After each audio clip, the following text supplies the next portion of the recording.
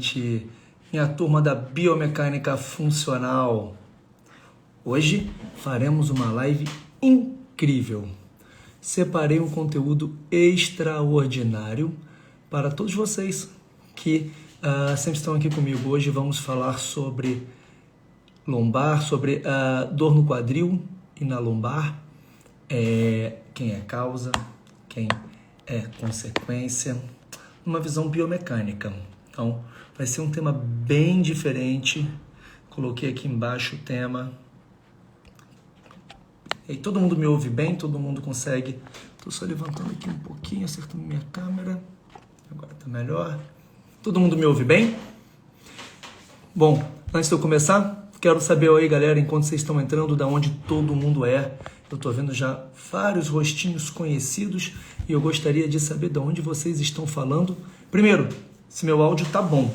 Essa é a primeira coisa.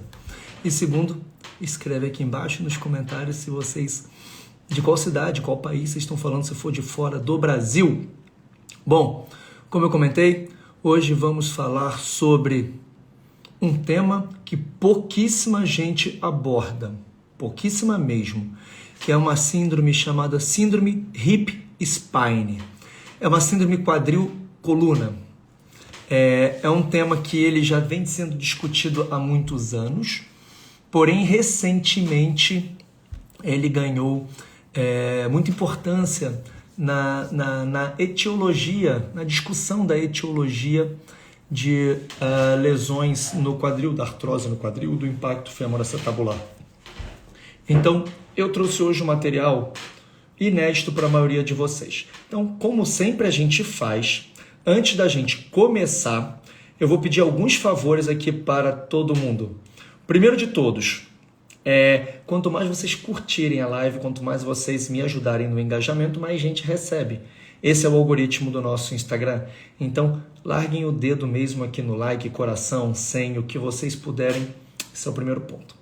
O segundo pedido que eu já começo fazendo se você clicar nessa setinha que aparece aqui embaixo, abre a sua tela de contatos. Gostaria de pedir encarecidamente que você encaminhe para 10 contatos. Fisioterapeutas, professores de educação física, médico, parabéns a todos os médicos pelo seu dia. Já vi a doutora Dailing aqui, que é uma fisiatra super querida de São Paulo. Parabéns a todos vocês pelo Dia dos Médicos. O nosso Dia dos Fisioterapeutas foi há pouquíssimo tempo atrás. Então, faça aqui, encaminhe aqui para 10 amigos, estudantes, profissionais que querem se diferenciar. Então, vamos lá. Se vocês digitarem, como está escrito aqui, revolução aqui nos comentários, vocês vão receber uma mensagenzinha no direct com uma surpresa que eu preparei para o final da aula de hoje. Fica até o final, a live não fica salva, e hoje eu trouxe uma surpresa. Realmente, eu diria que vai ser um negócio bacana, vai ser uma aula especial para quem estiver aqui até o final da nossa live, então não percam. Maravilha. 5 minutinhos, deu tempo da nossa galera começar a entrar. Então, vou ao conteúdo, que eu trouxe tanto conteúdo hoje que eu não quero perder tempo. Bom, dor lombar, todo mundo já ouviu falar, talvez seja uma das principais patologias ortopédicas encontradas. Existem aí evidências que 80% da população mundial já teve ou vai ter algum quadro de dor lombar. E é claro que existem, sua grande maioria, o que chamamos de lombar idiopática sem causa conhecida, mas também existem outras causas que são conhecidas. E também temos dor no quadril, que cada vez mais aumenta a sua prevalência. Seja uma dor na região ali da virilha, que é aquela dor em C, que muitas vezes pode ser um impacto femoroacetabular, uma artrose. Aquela dor na região lateral e posterior, que pode ser uma tendinobursite, pode ser ali uma tendinopatia da isquiática. Mas o grande ponto, isso eu quero ouvir de vocês. Hoje eu queria muita participação de vocês, porque vai ser um tema novo para muita gente. Então, eu gostaria que sempre que eu fizesse uma pergunta, todo mundo respondesse, porque vai ser importante saber se vocês estão acompanhando. Eu vou bem devagar, vai ser só uma introdução do tema. Quem gostar do tema, no final eu vou ter uma surpresinha para todo mundo. Então, assim, todo mundo que atende paciente, que vê pessoas que tendem a ter um quadro de dor, tem na educação física também. Vocês já repararam que é muito comum pacientes com dor lombar também apresentarem dor no quadril? É muito comum um paciente que tem lombalgia, ele também tem aquela dorzinha na lateral. Eu quero saber se vocês já repararam esse negócio, porque esse negócio é importante, é sobre isso que a gente vai falar. Eu diria que grande parte dos pacientes que eu atendo com dor no quadril, eles também relatam ter dor na coluna. É muito comum e existe uma explicação. Uma das explicações, claro que não é óbvia, mas é o que a gente vai o que a gente vai abordar hoje. Uma das explicações está relacionada à biomecânica dessas articulações. Sabe o que é bacana? Pensem comigo. Como que todos vocês aprenderam biomecânica na faculdade? De uma forma geral, a gente aprende biomecânica na faculdade de uma forma 100% compartimentada. A gente tem biomecânica do quadril, biomecânica da coluna, do joelho, do tornozelo. E aí, ensinam pra gente que a abdução do quadril, imagina, aqui é a pelve e aqui é o teu fêmur. Quando você afasta o fêmur da linha média, isso é uma abdução. Quando você aproxima o fêmur da linha média, isso é uma adução. Quando você leva o fêmur à frente, isso é chamado de flexão. E quando você leva o fêmur atrás, isso é chamado de extensão. Quando você roda o seu quadril para fora, uma rotação externa, e o contrário é interna. Essa é a forma que a gente aprende os movimentos do quadril. Na coluna, a gente tem a lordose lombar, e aí a gente aprende quando a gente vai com o tronco à frente, isso é uma flexão lombar. Quando a gente vai com o tronco para trás, isso é uma extensão lombar. E a gente aprende os movimentos da pelve. A gente tem a anteroversão pélvica, quando a gente inclina a pelve para a frente, e a gente tem a retroversão pélvica, quando a gente inclina a pelve para trás. E aí os movimentos de rotação e drop pélvico contralateral e de elevação pélvica. Eu aprendi assim e eu acredito que muitos de vocês também tenham aprendido assim na faculdade. E é uma ótima forma de aprender inicialmente. A gente precisa passar por essas formas. Então, todas as vezes que eu comento sobre a importância de você pensar no movimento, não descredencia você entender a biomecânica mais básica e articular. Só que repara comigo, a lombar, ela está ligada à pelve, e a pelve é o ponto de encaixe do fêmur, onde tem a articulação do quadril. Então, é muito claro pensar e inferir que todo movimento feito na lombar vai gerar uma repercussão pélvica. E toda repercussão pélvica vai gerar uma repercussão coxofemoral do quadril. E aí começa a entrar a importância da biomecânica funcional. Turma, lembra, entender a biomecânica estrutural é importante, a biomecânica segmentar é importante. Porém, se vocês não derem o passo à frente e avançar na biomecânica funcional, você não vai conseguir avançar profundamente numa boa avaliação do movimento e você não vai conseguir avançar profundamente na seleção dos melhores exercícios. E eu vou te contar o porquê. Olha só, eu vou começar já mostrando para vocês logo aqui no começo da nossa live o seguinte: como que o movimento do quadril pode ser visto de uma maneira diferente. Vamos ver isso aqui. Olha que barato. Eu vou tirar os comentários aqui, tá? Isso é uma inclinação anterior da pelve, isso é uma inclinação posterior da pelve. De novo. Inclinação anterior. Ó, vai de novo, ó. Inclinação. Agora, anterior. Inclinação posterior. Esse é o movimento de pelve com o fêmur fixo. E assim a gente pensa, um movimento de pelve. Porém, se a gente fixar o nosso olhar na articulação coxofemoral, todas as vezes que fazemos o movimento da pelve para a frente, esse movimento da pelve para a frente agora é uma flexão do quadril em cadeia fechada. E o movimento da pelve para trás, uma extensão do quadril em cadeia fechada.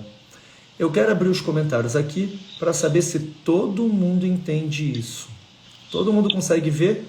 Quando a pelve vai para frente, é uma flexão do quadril com o fêmur em ponto fixo e a pelve como ponto móvel. Comentem aqui embaixo se vocês conseguem entender isso. Quando fazemos uma retroversão pélvica, isso nada mais é do que uma extensão coxofemoral. Lembra, hoje eu quero a participação de todo mundo para eu não ir rápido. Eu preciso que vocês entendam isso. Isso vai mudar a forma de vocês pensarem movimento. Então, beleza. Todo mundo entendeu. Agora eu vou para outro movimento, tá? Calma aí. Agora eu vou para esse aqui. Isso aqui é um drop pélvico contralateral, ou seja, a pelve de balanço cai. Então, de novo, a pelve de balanço cai é um drop pélvico contralateral. E quando ela levanta, uma elevação pélvica, um drop pélvico ipsilateral. Quando paramos de olhar o movimento segmentar da pelve e olhamos a coxofemoral direita, entendemos que, na verdade, todo drop pélvico, quando a pelve cai, agora, ó, isso é uma adução do quadril direito. E quando ela levanta, é uma abdução do quadril direito. Então, essa adução que ocorre aí é controlada excentricamente pelos glúteos, principalmente o glúteo médio. E quando a pelve eleva, é uma contração concêntrica, principalmente do glúteo, dos glúteos. Então, o que a gente está falando é... Todo mundo consegue ver isso? Vou abrir o comentário de novo aqui, porque eu preciso que vocês entendam muito isso para eu passar para o próximo passo. Para a gente falar de síndrome hip spine, vocês precisam entender isso em cadeia fechada. Todo mundo consegue ver uma adução do quadril quando a pelve cai e uma abdução do quadril quando a pelve levanta, do quadril direito. Esses movimentos da pelve em cadeia fechada é o que vão fazer a sua concepção de movimento alterar totalmente. A Karina perguntou como fica a rotação externa do fêmur. A rotação externa do fêmur, Karina, você fica com o pé fixo e roda a pelve para trás. Me lembra depois, me manda um direct depois que eu posto isso amanhã. Eu posto o vídeo da rotação externa. Eu não trouxe hoje, mas eu tenho ele aqui comigo. Não lembra de esquecer de me mandar isso também de direct, tá? Então vamos lá, turma. Todo mundo entendeu esses movimentos em cadeia fechada do quadril? Todo mundo comentou que sim? Lembrando, quem está chegando agora, hoje é uma live muito especial, porque eu estou falando de um tema que eu não vejo ninguém comentar. Então, eu estou pedindo a participação extrema de todos, para saber se vocês entenderam essa primeira parte. Então, isso é importante para mim. Se todo mundo entendeu, eu vou para o nosso próximo passo. Deixa eu parar de compartilhar, deixa eu voltar para cá. E agora é o seguinte, por que entender esses movimentos em cadeia fechada, eles são muito importantes? E aí que entra a revolução do movimento. Lembrando que a revolução do movimento vai ser o meu evento online, gratuito, 100% gratuito, dia 22, 23 e 24 de outubro. Não vai ser via Instagram, vai ser no link fechado, numa turma fechada, é de graça, mas é fechado. Então, quem quiser assistir tem que escrever Revolução aqui embaixo, tá? Porque nesse evento eu vou avançar na aula de hoje. E é claro, dia 24, no último dia, eu vou abrir as turmas, tem muita gente me perguntando, vou abrir a 4ª turma da formação online completa em biomecânica funcional. Os 3 dias de evento são gratuitos, depois quem tiver interesse avança para a formação, que é a mudança de paradigmas. Então, todo mundo que quiser participar desse evento, manda esse Revolução, vamos seguir aqui. Agora, eu vou trazer um negócio que eu acredito que para a maioria de vocês é completamente novo. A gente vai parar de olhar para o movimento do quadril em cadeia fechada de uma forma normal. Eu vou trazer uma forma um pouquinho diferente, pensando o que acontece artrocinematicamente, ou seja, com o movimento articular, quando a gente faz esses movimentos de pelve em cadeia fechada. Tudo bem? Vamos lá. Agora de verdade, porque agora vai ser a coisa mais nova. Isso que eu acabei de comentar, muita gente já me segue, já sabe que eu falo isso constantemente. Quem já fez a formação em biomecânica funcional tem uma aula só disso lá, mas o que eu vou falar agora, a maioria que está aqui não sabe. Então foquem comigo. Vamos lá. Vou tirar os comentários por enquanto, tá bom, turma? Aqui a gente tem a pessoa na posição neutra, em cadeia cinética fechada. Eu quero que vocês olhem agora, o foco agora, minha turma, turminha, olha para mim aqui. O foco agora que eu quero que vocês vejam é quando eu mudar o movimento, a posição da pelve, o quanto que vai mudar a cobertura da cabeça do fêmur. Ou seja, eu vou perguntar para vocês se a cabeça do fêmur fica mais coberta ou menos coberta em determinadas regiões. Então vamos lá. Quando eu estou nessa posição neutra, mais para extensão do quadril, eu vou abrir os comentários aqui. Quando eu estou nessa posição, olha, a parte de trás está mais coberta ou é a parte da frente que está mais coberta pelo acetábulo? É a parte de trás do fêmur que está coberta quando a gente está com a pelve em retroversão ou é a parte da frente? Comenta aqui embaixo para eu saber se vocês estão conseguindo ver.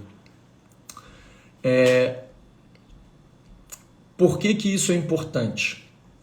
Porque isso vai dizer para vocês exatamente aonde que o espaço femoral está reduzindo e aonde está aumentando.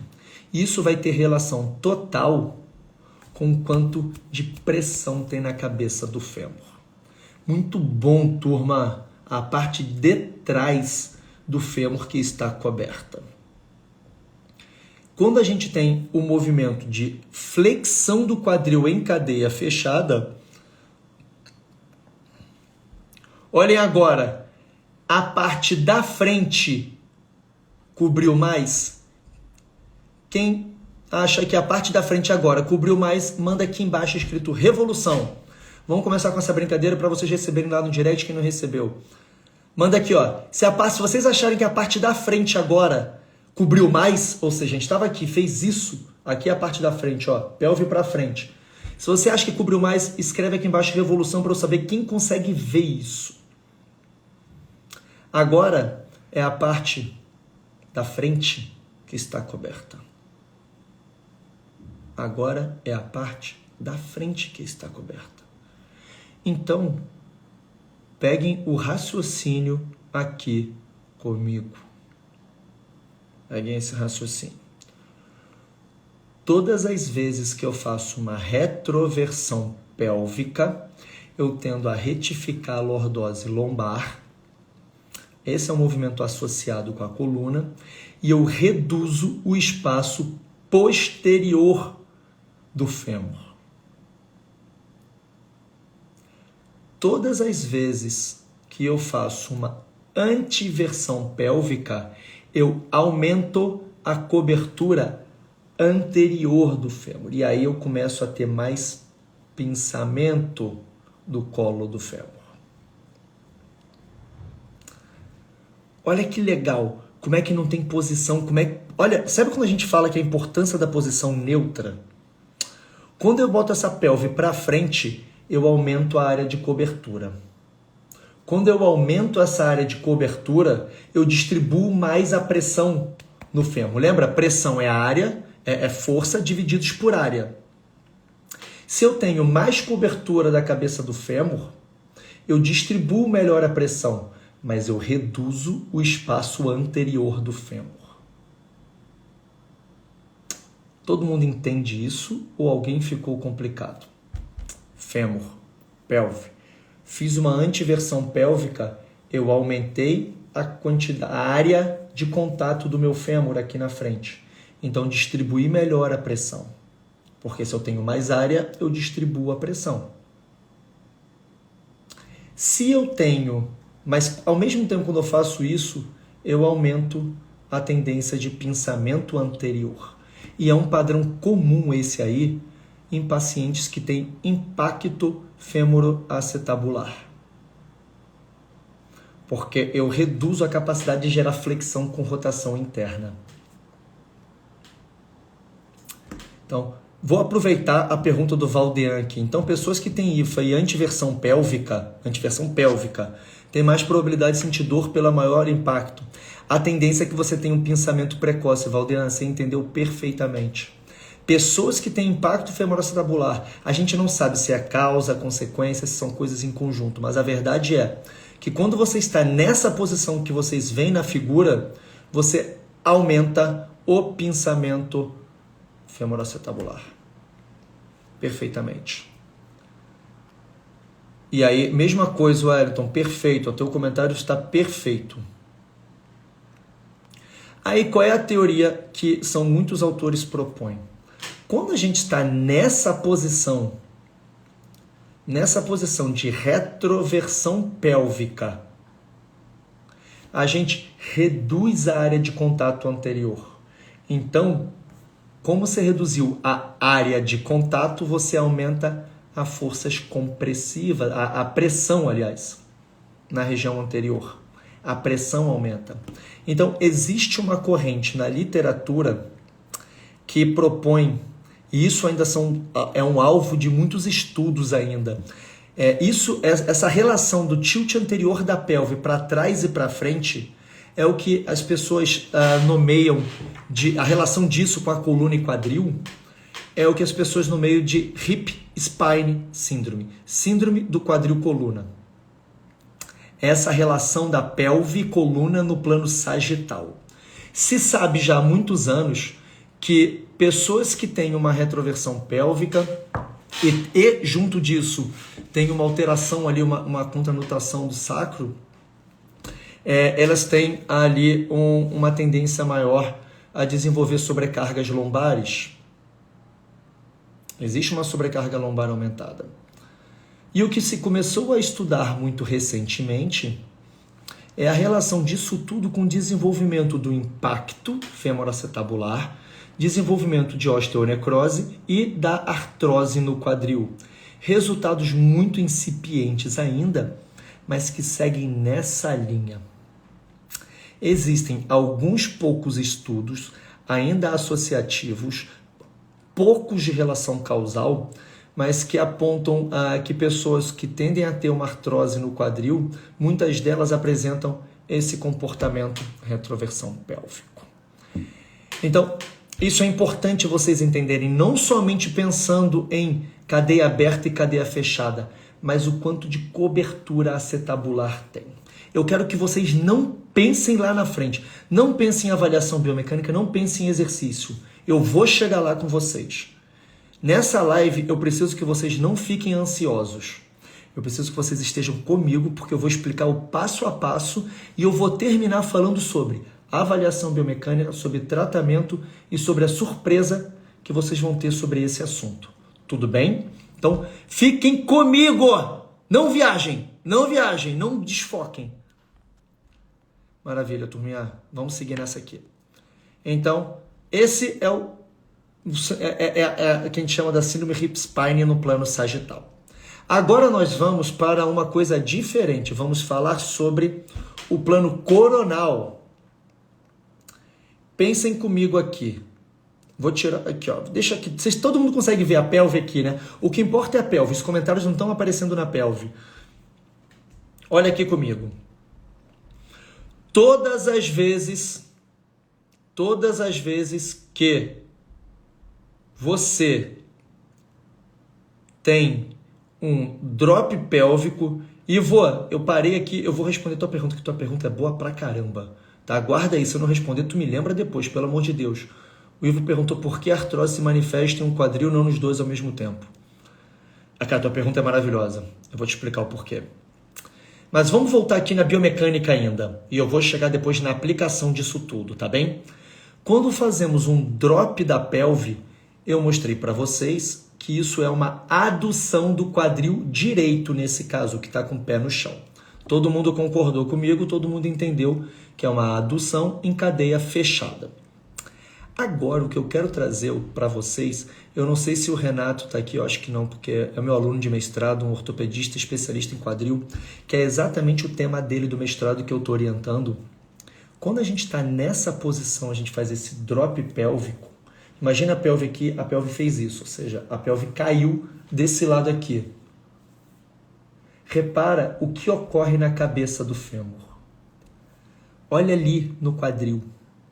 Quando você faz um drop da pelve, você reduz a cobertura acetabular na cabeça do fêmur.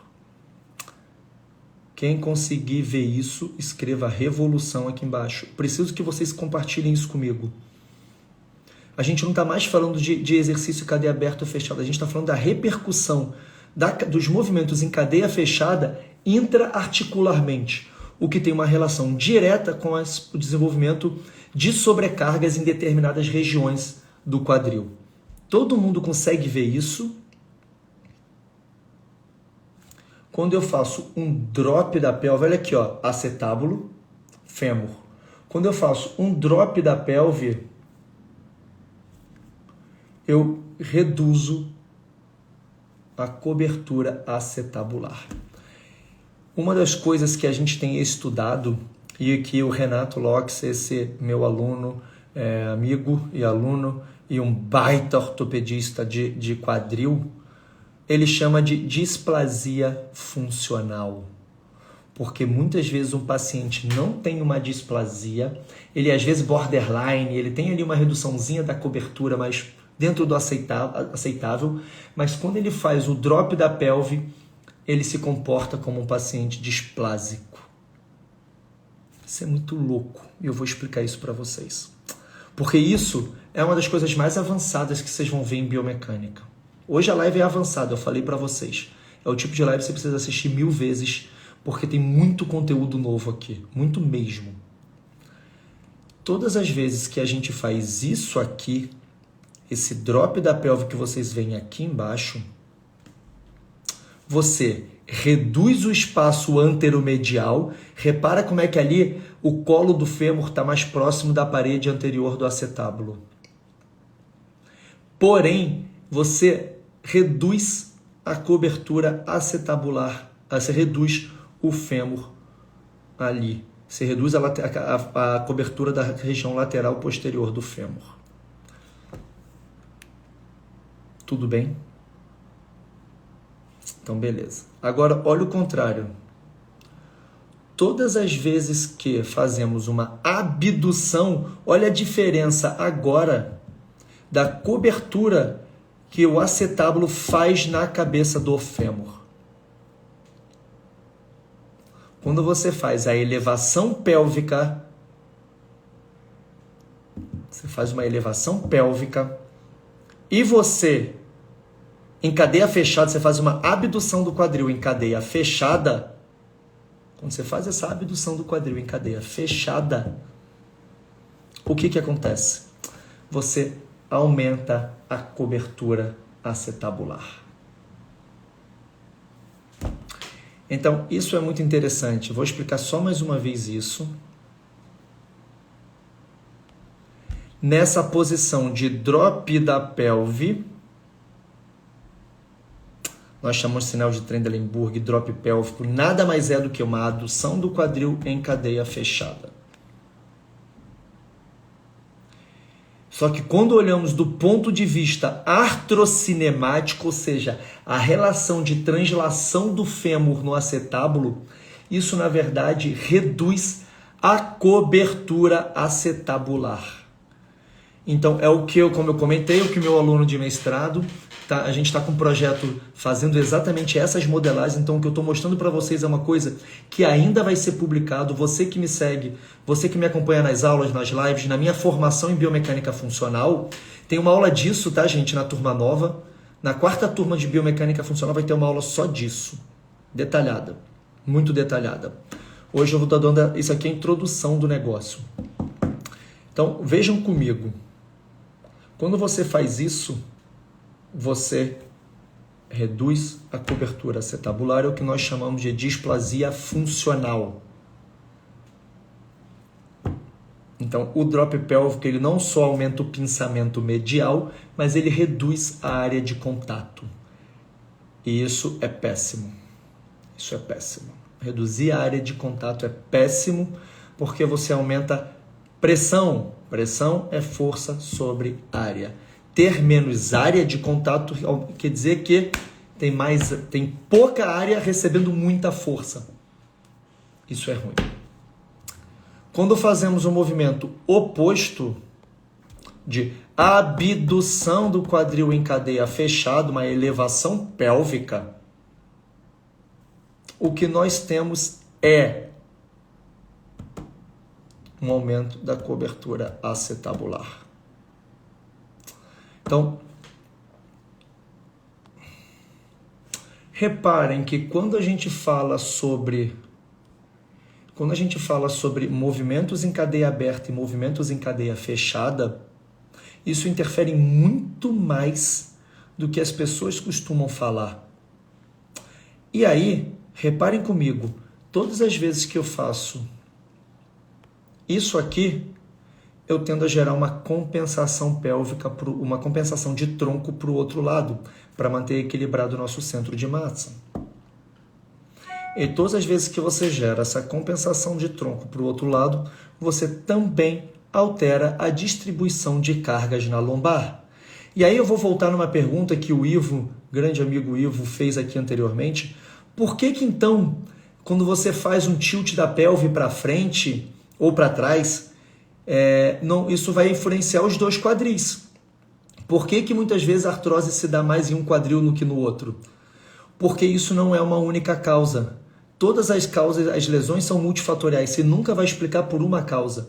Aqui, entendam, eu não estou falando sobre isso vai causar dor lombar, isso vai causar artrose, isso vai causar impacto. Isso é furada, gente. Lembrem, um dos conceitos mais básicos e iniciais que eu ensino na biomecânica funcional é: você precisa estudar biomecânica não para ser o cara que vai descobrir as causas de todas as lesões e você vai resolver o problema do mundo. Sai dessa furada. Qualquer pessoa que te fale isso quer te vender um negócio falso. Não caiam nessa furada. Para que serve o estudo da biomecânica? O estudo da biomecânica ele serve para você entender como estão as forças no nosso corpo. E é isso que eu estou falando, Ivão. O que eu estou falando é, quando você faz uma retroversão pélvica, você reduz, quando você faz isso, ó, quando você faz isso aqui, você reduz a área de contato anterior na cabeça do fêmur. Como você tem menor área de contato, você tende a ter maior pressão. Se você tem maior pressão, você tem maior sobrecarga. Se isso vai levar a um processo de artrose ou não, não é a biomecânica sozinha que vai explicar. Nunca. Em 100% dos meus cursos, em 100% das minhas aulas, eu faço uma declaração que... Desculpa. Até beber uma água para falar essa frase de agora. Se tem uma pessoa com viés para biomecânica, sou eu que vivo de biomecânica. Eu trabalho com biomecânica e vivo de biomecânica. E essa pessoa que tem o maior viés de biomecânica está falando para vocês: não caiam na ladainha de achar que a biomecânica vai explicar 100% das coisas. Você precisa saber biomecânica? Precisa. Sem biomecânica você nunca vai ser um bom profissional. Se você não entender isso aqui que eu estou falando, você não vai saber intervir de forma funcional nunca. E daí a importância de você ser um especialista em biomecânica funcional. Mas a compreensão disso aqui da biomecânica funcional serve para você entender como estão as sobrecargas no nosso corpo. Uma lesão, ela vai ser relacionada a quanto de sobrecarga, demanda você tem e a tua capacidade. Nunca é uma variável sozinha. Muitas vezes, se você tem isso, se você tem junto ali um componente genético, tem uma osteopenia, ou você tem músculos mais fracos, ou você tem uma quantidade de exercício muito alta, quando você junta diversos fatores associados, aí você começa a ter a importância de ter um fator biomecânico também ali dentro. Então, não esqueçam isso nunca, não caiam nessa história de querer explicar tudo pela biomecânica. Então, isso é muito legal, porque essas questões que eu estou falando para vocês aqui, tem muita gente na literatura mais médica, ortopédica, cirúrgica, que discute essa síndrome hip-spine, que discute esse comportamento, essa relação de lombar, pelve e fêmur como algo meio fixo. Porque, de fato, existem pessoas que têm a coluna muito fixa, principalmente mais idosos, pessoas como eu que têm espondilite anquilosante. Pessoas que têm menos mobilidade. Porém, grande parte da população, e grande parte da população jovem, pode alterar o seu comportamento de pelve baseado no movimento que realiza. Então, isso eu quero que todo mundo entenda muito bem. A maioria das pessoas conseguem alterar a relação coxofemoral e espinopélvica durante os movimentos. Por isso, não adianta fazer uma avaliação postural isolada. Não adianta você olhar num raio-x isolado e ver como é que é a incidência pélvica, o ângulo espinopélvico, todas aquelas medidas de coluna. Isso importa, é claro que importa, e você não pode deixar de fazê-lo, mas não pode ser seu único parâmetro. Você precisa entender como as pessoas se comportam em movimento. E eu vou mostrar em seguida o porquê. Vou só responder algumas perguntas aqui. Um pé pronado pode interferir? Pode. Eu vou falar isso lá no grupo do Telegram essa semana ainda, como que o pé interfere na coluna. Tá? Então, não deixa lá. Quem quiser saber mais sobre isso, lembra, é só digitar revolução aqui embaixo. Um joelho valgo interfere? Pode interferir também. O joelho valgo estático, precisa ver se esse joelho valgo estático é uma deformidade femoral e se é um valgo importante. O estático tende a influenciar um pouco menos, a não ser que seja um valgo grave.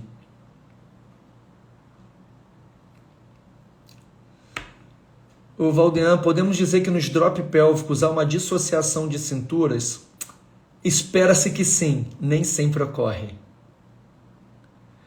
E aqui o M. Cabanevides, não estou conseguindo entender bem, Cabanevides. Uma inversão do drop pélvico durante uma fase de apoio na corrida pode ser uma forma de proteção na artrose do quadril? Sim, você está falando isso aqui, cara?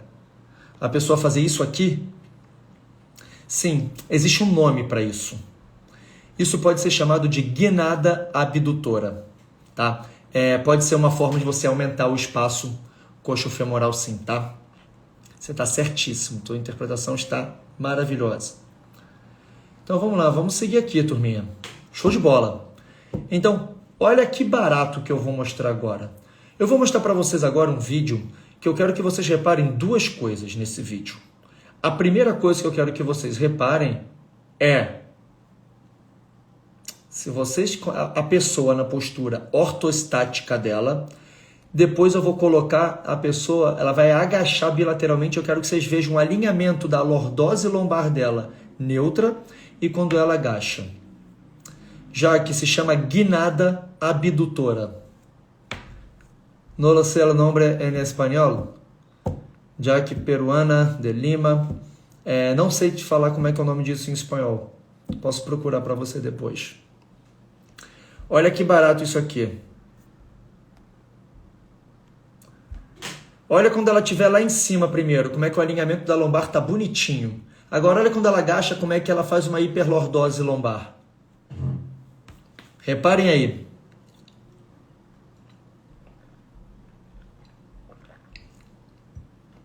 Lordose aumentada, lordose neutra.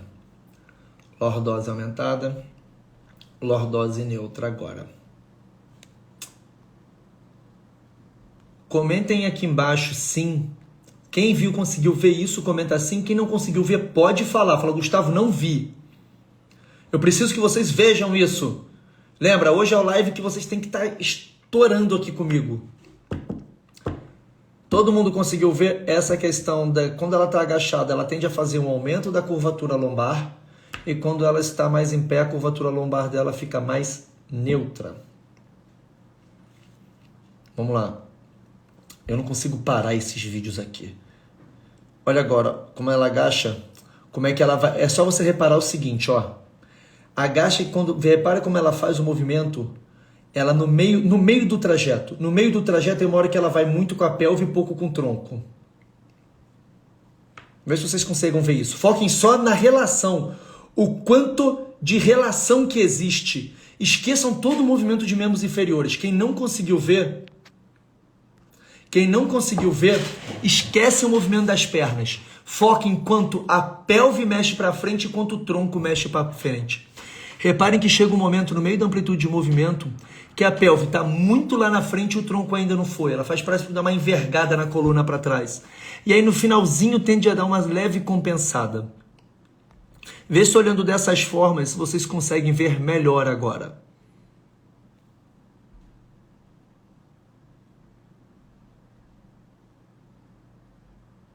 Vamos lá. Vê se agora vocês conseguem ver melhor. Tirei aqui os comentários mais uma vez.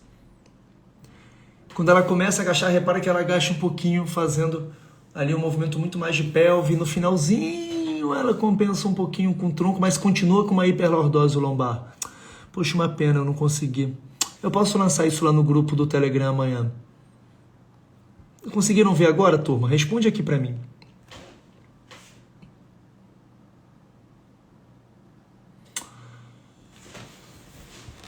Maravilha, que bom que vocês conseguiram agora começar a ver essa questão. Como é que ela começa a fazer o movimento, ela na posição neutra tá bonitinha a coluna, e depois quando ela agacha, ela começa agachando muito com a pelve, faz uma hiperlordose, depois compensa um pouquinho. Imagina se você não faz um teste de agachamento para ver isso nessa paciente. Essa é uma paciente com dor no quadril. Só que quando você olha o quadril dela, ela tem uma artrose.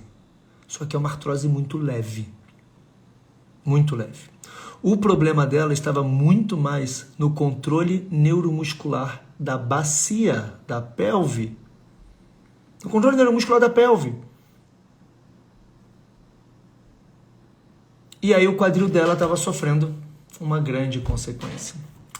Então, olha que louco. Vocês já perceberam que sem entender a biomecânica funcional dos movimentos, você não consegue ser capaz de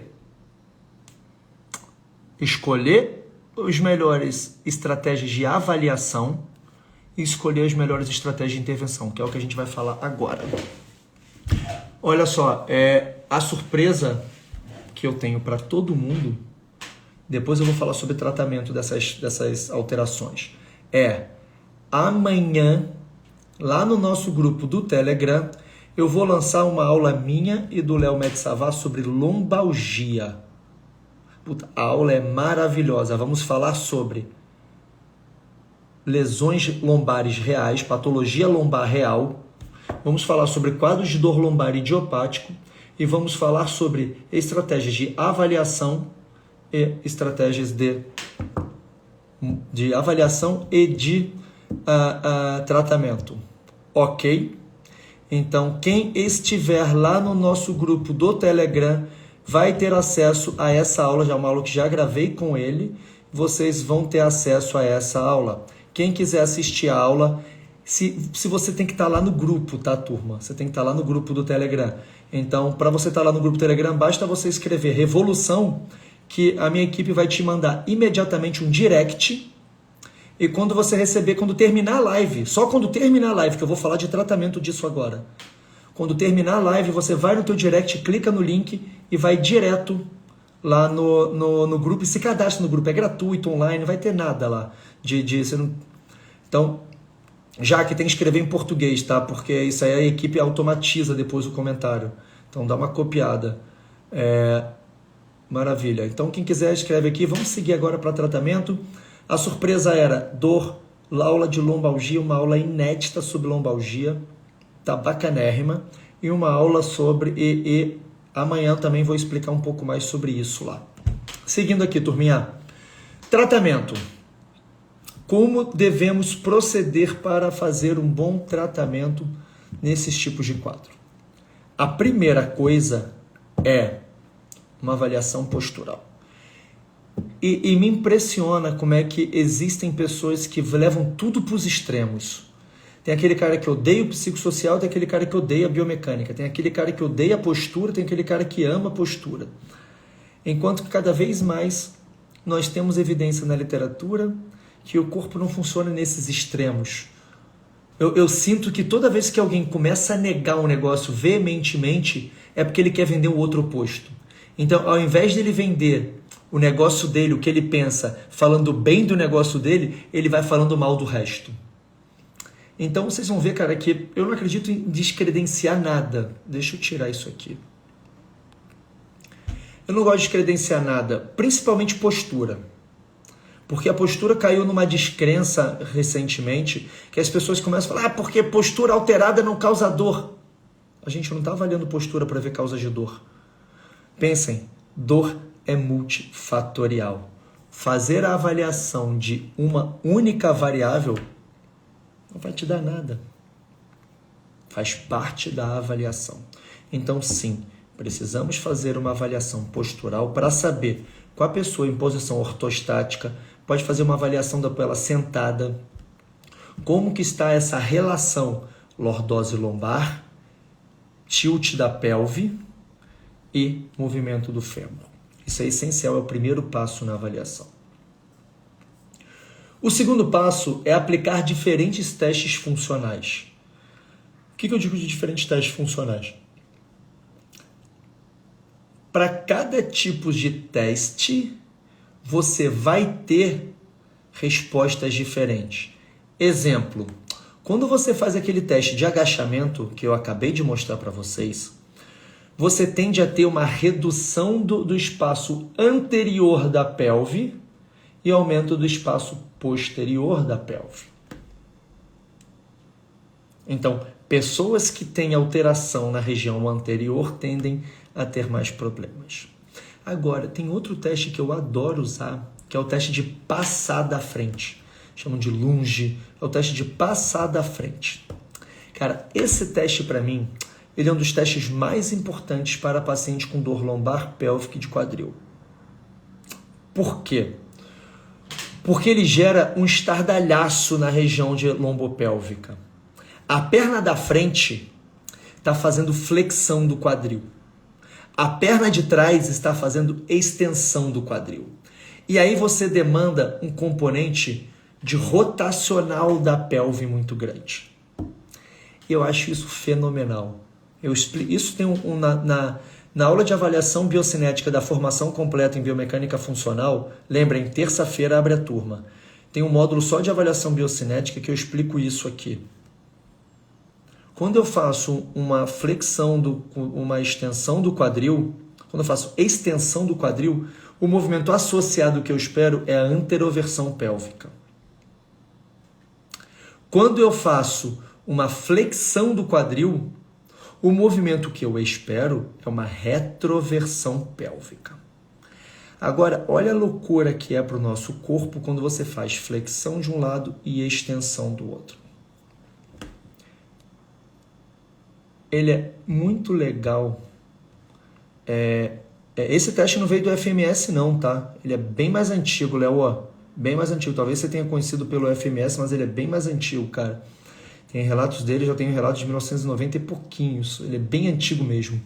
O que a gente está conseguindo ganhar na compreensão, Léo, agora, e aí sim é legal eu ver isso, que é o seguinte, cara, eu não consigo avançar muito nisso, que eu preciso de slide para isso, tá bom? Eu vou falar sobre isso. Inclusive, isso tudo eu vou falar na Revolução do Movimento. O que é a Revolução do Movimento? É o meu evento inédito, online e gratuito. Vai ser domingo que vem, 22, segunda, 23 e terça, 24. 22, 23 e 24. Online e gratuito para você, se você assistir esse evento, você precisa estar lá no grupo do Telegram, então é só digitar aqui embaixo, e você vai ganhar um convite para entrar lá no grupo, as informações vão ser enviadas lá. Eu vou avançar tudo isso, eu vou avançar. Eu não sei, alguém viu meu post hoje sobre o Neymar? Eu postei hoje cedinho sobre o Neymar, depois da lesão dele de ontem, e depois se confirmou a lesão dele que eu tinha comentado. Eu vou explicar para vocês também essa questão como você estuda o mecanismo de uma lesão e como você usa esse estudo do mecanismo de lesão para escolher os testes biomecânicos funcionais e os exercícios de reabilitação. Tem uma ligação sobre isso tudo, turminha. Isso, inclusive, é o tema de uma das aulas da Revolução do Movimento. Então, por isso que ninguém pode ficar de fora.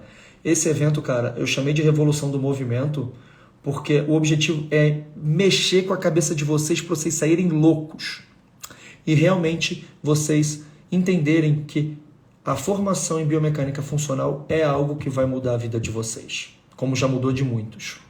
Então vamos seguir aqui. Rapidamente para a gente finalizar a nossa live, que a gente já vai chegar em 1 hora.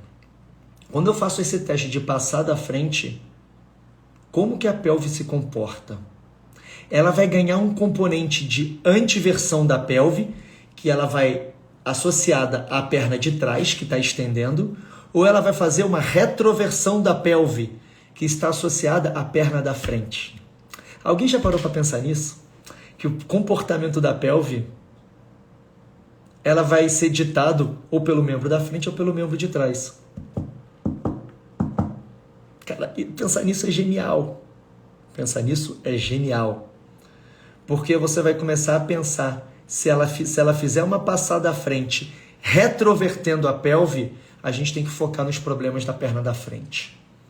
Se ela fizer uma passada à frente, anterovertendo a pelve excessivamente, a gente precisa focar nos problemas da perna de trás.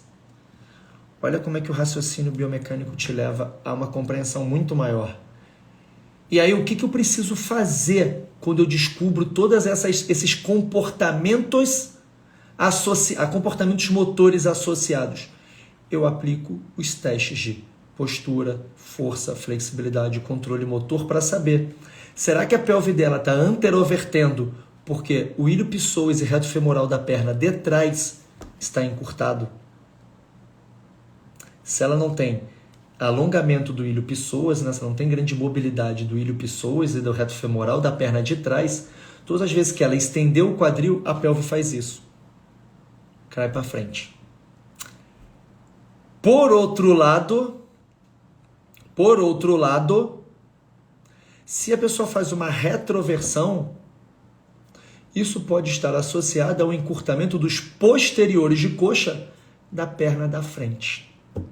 E os posteriores de coxa vão puxar a pelve por uma retroversão. Então, olha que interessante. Tem pessoas que você vai encontrar nos testes de amplitude de movimento. Foca nisso aqui agora, turma. Por favor, isso é muito importante. Vem cá. Vou me mexer aqui, eu vou ficar pertinho de vocês para a gente conversar sobre isso. Existem pessoas que vocês vão avaliar e elas vão apresentar tanto encurtamento nos testes de amplitude de movimento, nos testes que a gente faz clássicos, clínicos, elas vão apresentar encurtamento tanto do ilho psoas quanto dos isquiotibiais.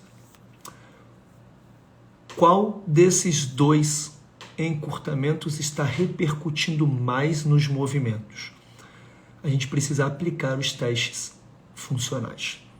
Então, esse teste de passada à frente, ele é maravilhoso para a gente ver isso, Porque ele tem encurtamento cadeia anterior e posterior. Ele fez a passada à frente e a pelve retroverteu, o posterior de coxa está ganhando. Ele fez a passada à frente e a pelve anteroverteu, o ilho pessoas de trás está ganhando.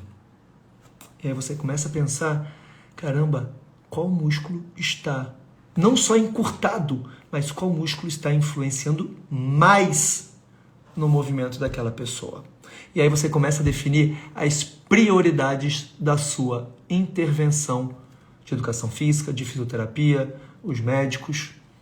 Então, esse raciocínio biomecânico, mecanismo de lesão, seleção de testes funcionais e depois identificação das disfunções e último, a identificação dos fatores que estão causando isso, te gera um raciocínio muito claro do que você precisa ter como foco na sua intervenção.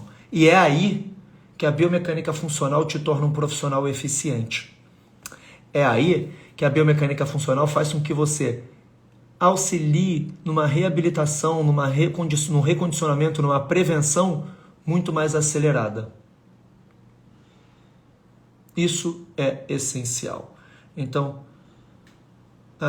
seguindo aqui, a Ju perguntou qual a relação da pelve com os músculos do tronco. Ju, um papo imenso, eu não consigo te responder isso, mas vamos conversar sobre isso na nossa revolução do movimento? Nessa parte que eu vou falar de lombar e quadril, eu vou adicionar um pouquinho sobre isso. Tem muita coisa. Cara, como é que o quadrado lombar influencia, como é que os oblíquos influenciam, como é que os músculos glúteos influenciam, como é que ilho pessoas influencia, é gigante.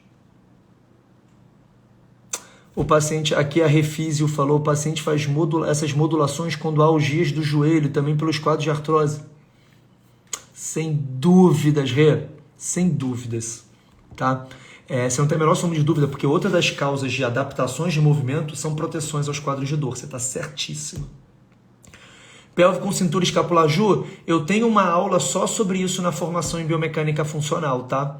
A relação entre as cadeias e como é que isso funciona na biomecânica funcional.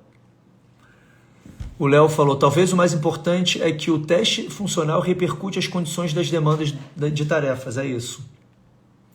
Lucão, grande ortopedista, parabéns pelo seu dia, meu amigo. Encurtamento severo é reversível até que ponto? Pode existir algo que faça essas fibras não aceitarem plasticidade ideal? Pode, sem dúvida.